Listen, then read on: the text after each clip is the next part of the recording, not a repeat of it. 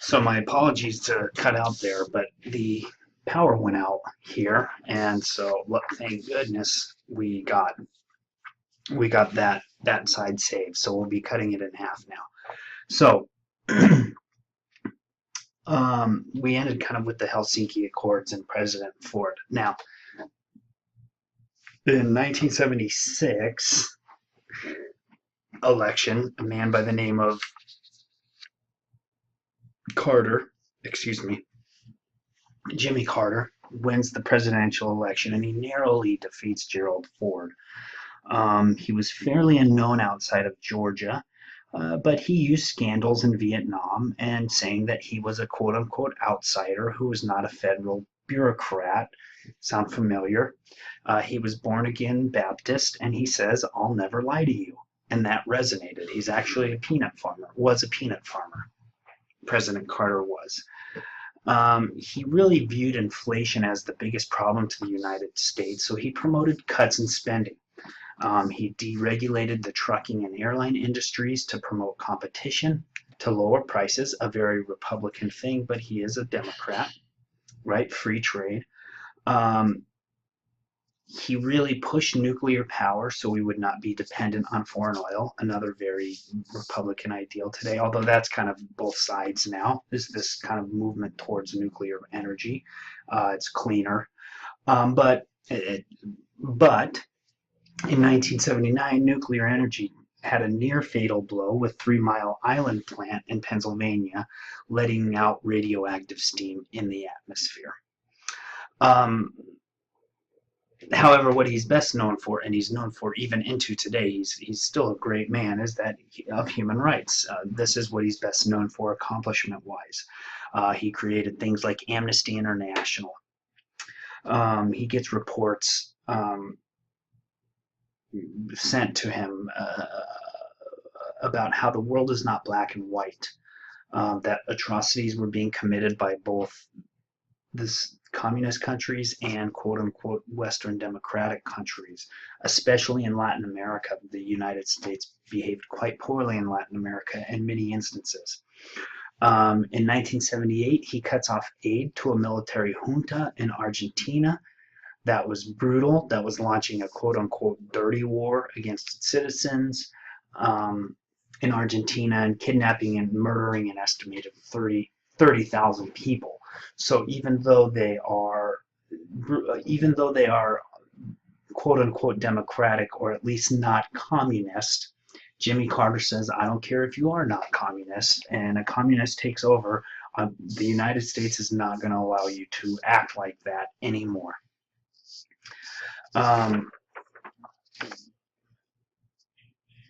And this is really a dramatic move, since Argentina was one of the main allies and powers in South America, and we had turned a blind eye to their human rights issues for a long time. But Carter really makes human rights a potent political aspect, saying this is something that I'm going to do to change the world. Right? He really wanted peace throughout the world. He brings Egypt and Israel to Camp David in 1979, and he brokers the historic Camp David peace between Egypt and Israel. He begins the transfer of the Panama Canal to Panama, which happened in 2000. He suspended aid to El Salvador's right-wing violent government in 1980 when 4 American nuns were murdered.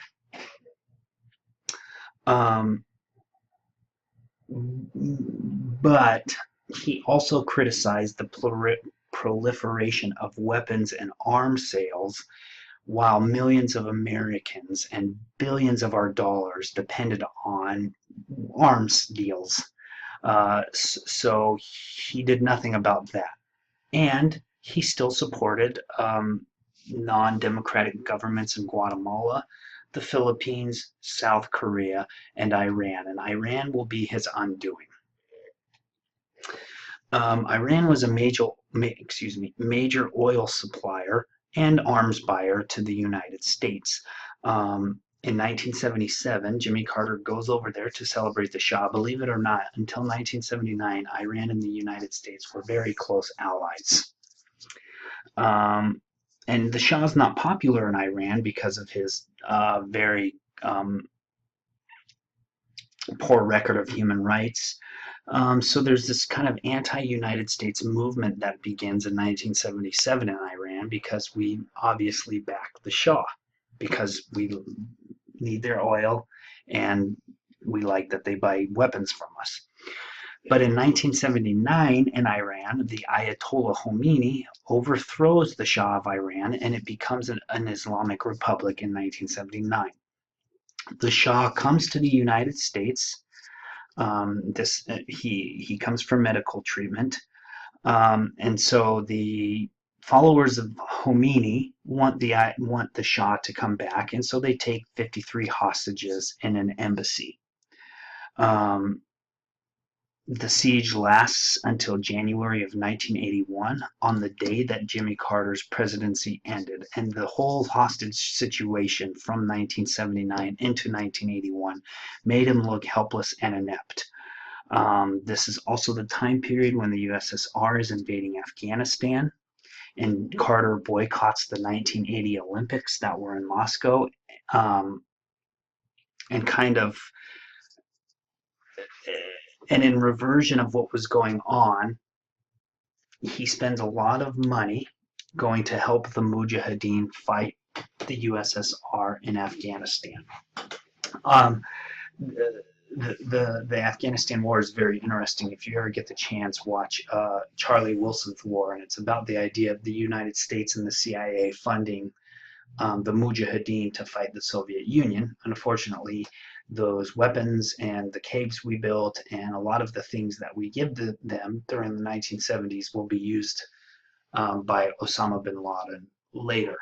But it's a very interesting concept, is that we were helping the Afghans fight the Soviet Union in the 1970s into the 1980s, and we were very close allies with Iran until 1979 as well. I forgot to mention this Iran hostage negotiation. There's also the book and the movie Argo that Ben Affleck made. It revolves around this as well. But this is basically Carter's undoing because he proved to be inept, and people basically were not listening to what he had to say, and there's nothing he could have done about the situation. So conservatism gets another chance, and there's this rising tide because Carter's inept, inflation was still high, so lower taxes are looking good. So does reduced regulation and cuts in government spending in order to spur business investment, right? There's this real fear in America of decline in our power in the world.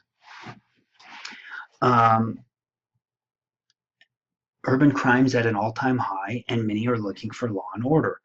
And so this idea of individual liberty became very important to people in the suburbs, which is 90%, a little over 90% white, right? This idea, we're going back to this idea again of low taxes, reduced regulation, business investment, lower government spending, things of that nature. This is also when the religious right really comes to the forefront, and it starts with this guy by the name of Jerry Falwell. He has other quotes that are quite despicable in many ways, but I didn't want to put any of those up there. Jerry Falwell becomes very popular, and he uses television and radio to kind of broadcast to the masses, which is funny because he also argued that TV had created a youth of growing up getting ethics and ideas of the world from what they watch. He says TV has become the babysitter of America. Public schooling is too secular. Really, you need to get back to the house and the family. And he says all of this equal rights stuff has degraded the morality of America. And although he's very conservative, he was also very adept at using modern mass media to his advantage, like mass mailing. People used to get these mass mail things in the mail. saying give $10 to this, give $10 to that. You may still get it every once in a while, but this was the heyday of that. Televised programming and all kinds of other ways to raise funds. And what he founded was what they called the moral majority, which was waging a war against sin and electing pro-life, pro-family, pro-American politicians. So family values moves to the center of life, and earlier in 1972, Congress approved the Equality of Rights, an act about the equality of rights under the law, especially dealing with the sexes. And so the Equal Rights Amendments passed in 1972, which basically kind of just piggybacks on all of this civil rights and other movements saying just no longer can you not hire anybody or do anything else because of gender, right? You can't. Women have the same laws as men, et cetera, et cetera, et cetera. It's just equal rights. And this was hardly controversial in 1972, but when Jerry Falwell and some other people come to the scene, he calls it the end of the quote-unquote role of wife and homemaker. And actually, there are quite a few women who jump on board with this. Some say it was freedom. Some say equal rights is freedom. Others say real freedom is raising kids to be better adults, right? You don't necessarily have to go to staying at home. It should not be stigmatized because moms staying at home and raising their children to be civic individuals is not a bad thing, right?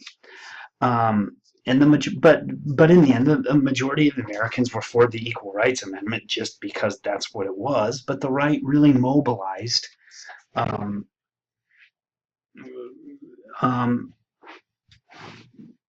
to push back against it. You also get Roe versus Wade. And so this was also during this time period a very dramatic, perhaps still the most not popular, the most talked about Supreme Court decision we've had since Brown versus Board of Education. I mean, that's how people get on the Supreme Court today. The first question is how do you feel about Roe v. Wade, right? And so you get this movement, but this is the pretty far right as far as conservatism is concerned. But what really moves the Republicans back into power is tax revolts, because no one, I don't care if you're a Democrat or a Libertarian or a Green Party or a Republican, it doesn't matter. You don't like paying taxes and having your taxes go up when your real income is stagnant or going down. And that's what's happening in the 1970s, is your taxes are not going down, but your income is, and life is not getting better. And so you get a Reagan revolution. He actually originally was a New Deal Democrat. He was actually also, well, you probably all know this, but he was an actor. He was at one time the head of the Screen Actors Guild, by the way. But he became governor of California, and when he became governor of California, he realized he kind of turned from this idea of New Deal Democrat to deregulation.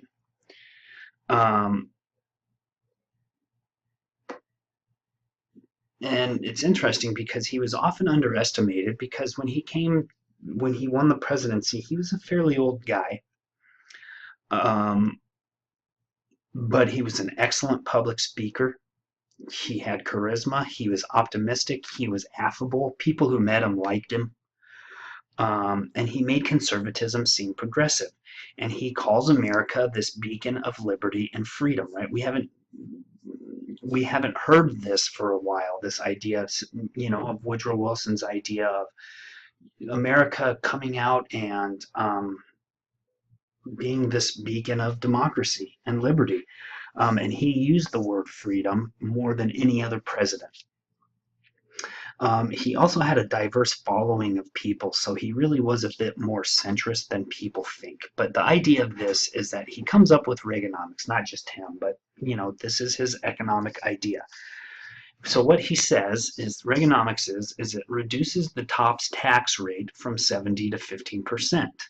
And this also will take inflation into account. So what he does is he makes a sharp retreat um, from progressive ideals that the wealthiest should pay the most taxes. So he lowers their tax rate to 28%. And many people argue that's all good and fine because taxes, nobody likes paying more taxes than anybody else, but that's how 20th century governments came up with equality. That's how 20th century governments paid for social spending and military and welfare and building roads, is taxing the more fortunate. That's what people argue. He also cut back environmental issues and worker safety to promote innovation and so on and so forth. And so the whole idea of Reaganomics is supply side economics, which we also call quote unquote trickle down economics, which relied on high interest rates to curb inflation, lower taxes, and a stimulation of private investment. And the bottom line is this: if you are taxed less, you will work harder because you get to keep more of your money. And the whole idea of trickle down economics is this: the people who have money are the people who spend money. And if you don't have money, you don't spend money. And the United States economy is based on people spending money. And who has the most money? The more fortunate do. But also, who are the people who are the employers? Who are the people who own businesses? Who are the people who run businesses? The more fortunate. And so if the more fortunate are getting taxed, then their businesses will close down or they'll have to fire some employees, and that hurts everybody. So the whole idea is money comes from the top and it trickles down to everybody else. That's the idea of trickle down economics, or quote unquote Reaganomics. So what happens is some people call this the second Gilded Age. Some say it was a decade of misplaced values. There was a lot of times it was more profitable to buy out companies and create big conglomerates than running them. Making deals and not products per se was a way to become rich. Uh, Companies like Nabisco and R.J. Reynolds, which is a tobacco company, I don't even know if they're around anymore since we've had this huge change from tobacco powerhouse to not so much anymore. They merged, which created almost $1 billion, get this, in just lawyer fees, economic advisors, and stockbrokers, right? So, I mean, think of all of the people that made money off of this besides just the companies. Um, some people had this slogan, greed is healthy, and we get what we know today as of yuppies, young urban professionals with high income, and banks, and they spent lavish banks, lawyers, doctors, etc., and they spent lavishly on clothes, cars, and so on. If any of you have seen American Psycho, that's kind of the time period we're talking about. And so you get this revolution, and there are still some debates as to what Reagan accomplished, as far economically speaking, and whether whether trickle down economics works. But there's no question that he deregulated savings and loan banks. Um, uh, um, he lowered taxes. He created a more open market. Um, but what's interesting about all this is he also actually spent more money. The government had a higher spending level during his presidency than not. The national debt tripled to $2.7 trillion while he was president, but he was wildly popular. He kept welfare, he kept Social Security, Medicare, Medicaid, Abortion remained legal, and he also appointed the first female on the Supreme Court, which was Sandra Day O'Connor. So you have all of these, you know, these ideas about Reagan, and some of them are true and some of them are not. It's kind of like all presidents that we have today, that we look at historically. They're oftentimes remembered for one or two things, and sometimes those things aren't exactly what they should be remembered for, or are just a piece of what they should be remembered for. Um, One thing that is for certain, though, is he is the president who is in power when the Soviet Union begins to decline dramatically. He calls the Soviet Union the quote-unquote evil empire, and he vigorously goes after communist countries. This, during his time period, this is the largest military buildup in U.S. history. He creates the Strategic Defense Initiative. He creates space-based interceptors, like satellites in space, to intercept bombs. They called these the Star Wars. Get it? He sent troops to Grenada to oust pro-Cuban government there. He sent Marines in Lebanon as peacekeepers when there was a civil war between the Christian government that was supported by Israel and Muslim insurgents. But he quickly withdrew from Lebanon when a bomb kills 241 Americans at the Lebanese at the U.S. embassy in Lebanon. And basically, what he does is he begins this idea of outspending the USSR and making sure that the USSR has to keep up, and eventually the Soviet Union becomes bankrupt, right?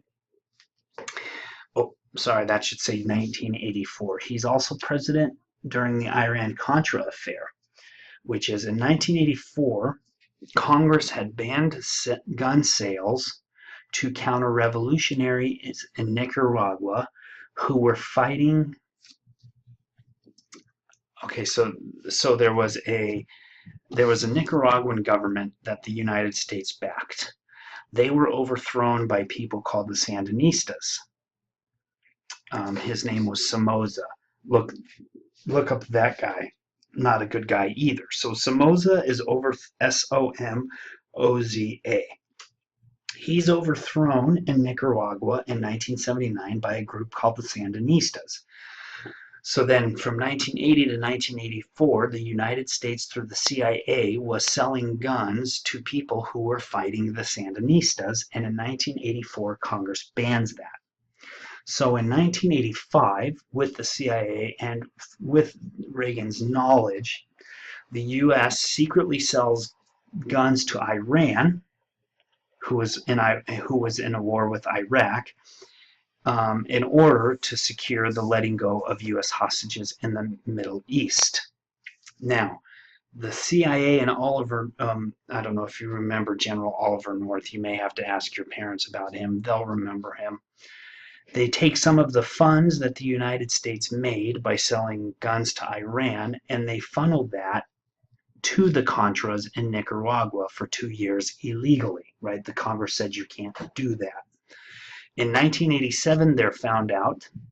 Many go to jail for perjury, but Reagan escaped, saying he didn't know anything about it. And to this day, that is the final verdict, is that Reagan knew that they were selling guns to Iran, not that the CIA was taking money from the gun sales of Iran and sending it to the counter-revolutionaries in Nicaragua, right? Pretty convoluted. That would also be an interesting PowerPoint, the Iran-Contra affair.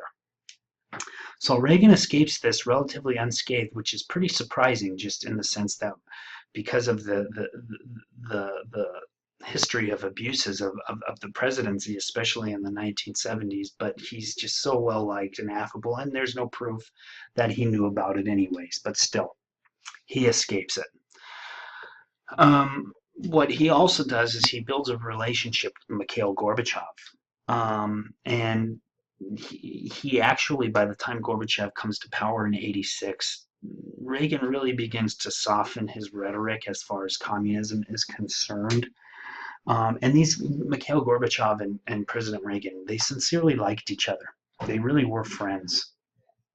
Um, and so what Gorbachev does is he comes to power and he talks about glasnost and perestroika, which means openness and economic reform. Gorbachev knew that the USSR could not keep spending money on defense because the United States just had more economic power than them. And so Reagan obliges. And so from 1985 to 1987, Gorbachev, excuse me, 1986, 1987, 88, Gorbachev and Reagan begin talking about ending the Cold War. They start signing treaties for no more weapons. And they start signing all of these kind of small negotiations that aren't ending the Cold War, but things are definitely starting to thaw out a lot.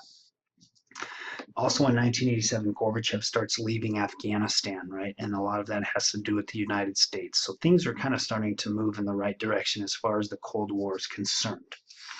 And so that, and then in 1988, he can no longer run for president. And so you get the first George Bush, which we'll talk about next week. And so Reagan's legacy is a mixed bag, as he did many things that conservatives do not like: government spending, equal rights, um, and so on. But at the same time, there wasn't a huge economic upturn. Plants were still closing, jobs were being lost, and communities were started. Like communities that had already been moving in the wrong direction kept moving. Places like Detroit, a lot of the manufacturing jobs in Pittsburgh, Baltimore, these places are not getting what they need from the government, depending on if you think that the government should give them anything. Anyways, it's kind of a mixed bag. Um, and so that's his legacy. But if you talk to people today, some people say he's a very polarizing person. Some people argue he's one of the best presidents ever. Other people argue that he was not. But there is no question that the legacy of Ronald Reagan is that he begins the ending of the Cold War. He's affable. He's well liked. A lot of people argue that the trickle down economics work. Some people didn't, but the idea is that this rising tide of conservatism really is at its height with Ronald Reagan. So that is your PowerPoint for the week. So once again, sorry about that short little cut into it. I lost power, and luckily it was saved. But there you go. If you have any questions or comments, please let me know, and that's your PowerPoint for the week.